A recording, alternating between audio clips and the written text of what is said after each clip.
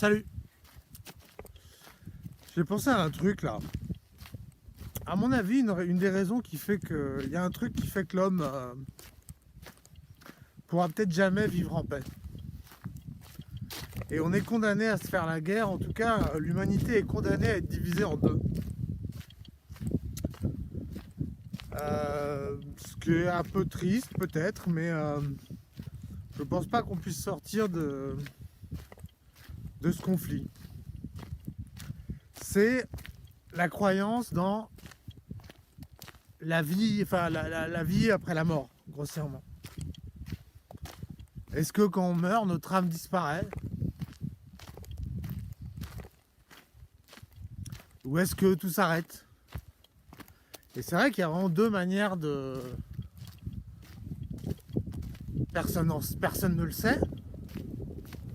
Mais selon la réponse que tu vas donner à cette question, ça va quand même changer grave ta vie. Et toute ta relation au monde, au bien, au mal, à l'autre. Mais de deux manières qui sont quasiment, du coup, condamnées à s'affronter. Et ça, c'est compliqué un peu d'être dans une zone d'équilibre. Autant je trouve qu'on peut philosopher sur beaucoup de choses et chercher un point d'équilibre. Tu vois ? Pour tout sujet, on peut chercher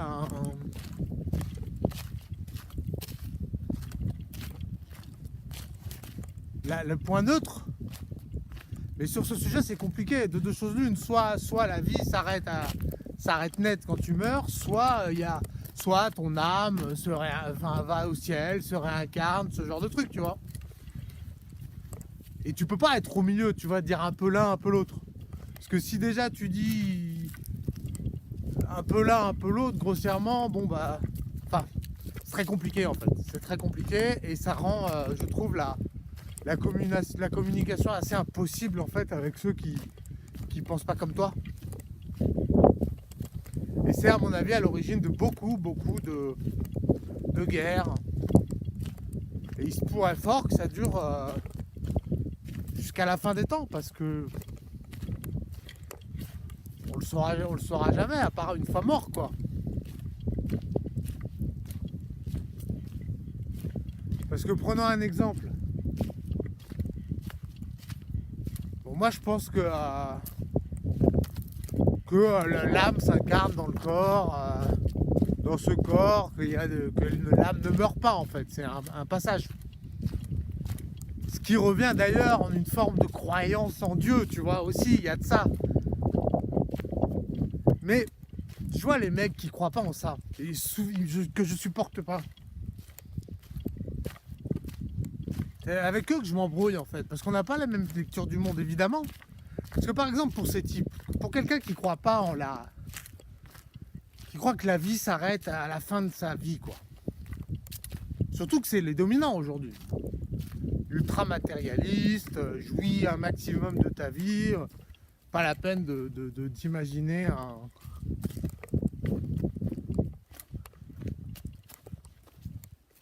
une vie après la mort ou quelque chose comme ça. Il n'y a pas de jugement, il n'y aura pas de jugement après ta vie, il n'y a que ce qui se passe dans ta vie. Soit la police t'attrape quand tu fais une connerie, soit elle t'attrape pas. Le but est surtout de ne pas se faire attraper. Et en fait, pour ces gens, ils peuvent faire tout.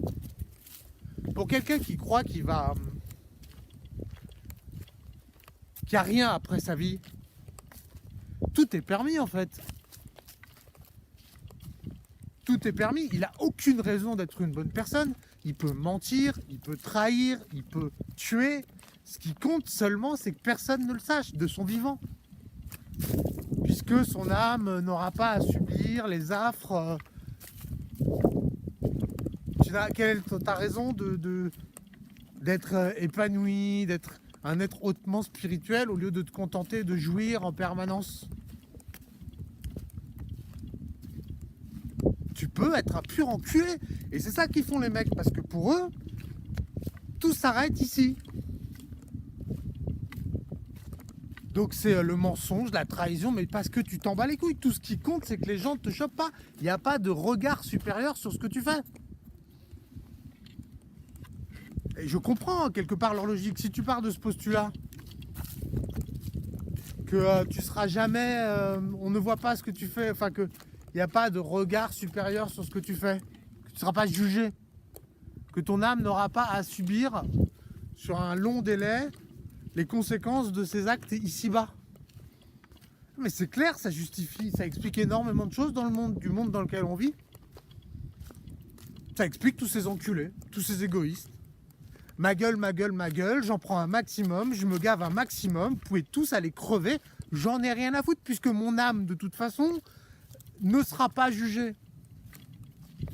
N'aura pas à subir, alors même pas, parlons pas de jugement, mais n'aura pas, oui, à subir les conséquences de ses actes, parce que si ton âme, elle disparaît, elle reste vivante après ta mort, c'est terrible, parce que tu peux supposer que d'un coup, tu vas prendre conscience de tout le mal que tu as fait, quelque part que tu vas payer, tu n'as même pas besoin de jugement, si tu veux, tu vas t'auto-juger.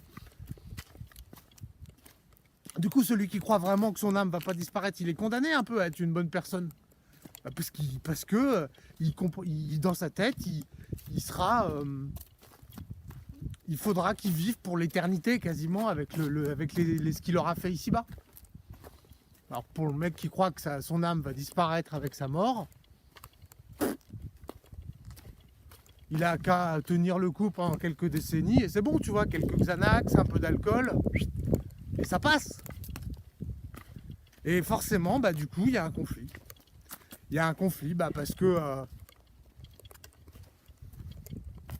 chacun un peu méprise l'autre. Et comment tu veux qu'on s'entende, si tu veux, dès lors que la réponse à ça, elle n'est pas catégorique? C'est impossible de s'entendre.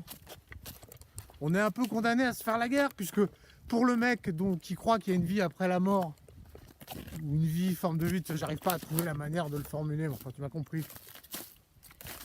C'est important de respecter la vie, de respecter sa parole, d'avoir de l'honneur, de ne pas parler dans le dos des gens. Il ne suffit pas, la question n'est pas seulement est-ce qu'on voit ou pas ce que je fais, mais est-ce que je peux l'assumer pour l'éternité, ce que je suis en train de faire. Du coup, plein d'actes qui lui paraissent pas faisables, pas souhaitables, et ben il va condamner celui qui les fait, alors que lui, dans son esprit, il s'en bat les couilles. Il voit pas pourquoi il y aurait un problème en fait, puisque ce qui compte c'est qu'ici-bas je me mette bien, puisque tout s'arrête ici-bas. Du coup il voit pas le problème, il voit pas pourquoi on lui reproche de mentir, de trahir, de voler, d'être hypocrite, le monde dans lequel on vit. La norme, pour être en société, parler dans le dos, faire des sourires en face, et être une langue de pute derrière. Évidemment, s'il n'y a pas de regard supérieur sur ce que tu fais, c'est cohérent en fait. Tu vois, je juge même pas, moi j'ai mon point de vue, mais ça se trouve ils ont raison. Tu vois, je leur accorde le bénéfice du... c'est vrai que si effectivement tout s'arrête ici-bas, ils ont un peu raison d'être des enculés, quoi. Ça leur donne raison quelque part. Voilà, si effectivement ton âme disparaît avec ta mort, au moment de ta mort, ils ont raison d'être des enculés. Voilà. Vraiment. Moi, je crois pas, et c'est pour ça que je peux pas adhérer à cette manière de fonctionner. Et que je suis obligé, moi, je me sens obligé d'être une bonne personne, parce que... Mais voilà, de leur point de vue, je comprends. Il y a une logique, il y a une cohérence. Voilà, et ça, on le saura, de toute façon, tous, qu'après la mort. Hein. Donc voilà, je tenais à le dire, parce que... ça me semble une espèce de malentendu duquel on ne peut pas sortir. Il n'y a aucun même philosophe ne peut répondre à ça. On peut tenter des réponses, mais vraiment la seule réponse qui vaudra, on la connaîtra le jour du jugement. Il n'y a pas de maths pour le démontrer, il n'y a que des croyances en la matière, et il n'y a qu'une fois que tu seras passé de l'autre côté que tu sauras qui avait raison. Donc il y a un côté assez terrible là-dedans. Et je trouvais ça amusant.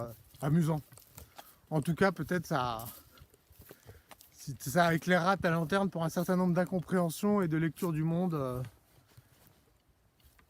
qui nous rendent la vie si compliquée. Et pourquoi il y a tellement de manières de voir la vie qui s'affrontent en permanence. Je pense que cette question est vraiment le pilier un peu de beaucoup d'incompréhension dans ce monde de guerre. Voilà. Ben, je te remercie de m'avoir écouté et à bientôt.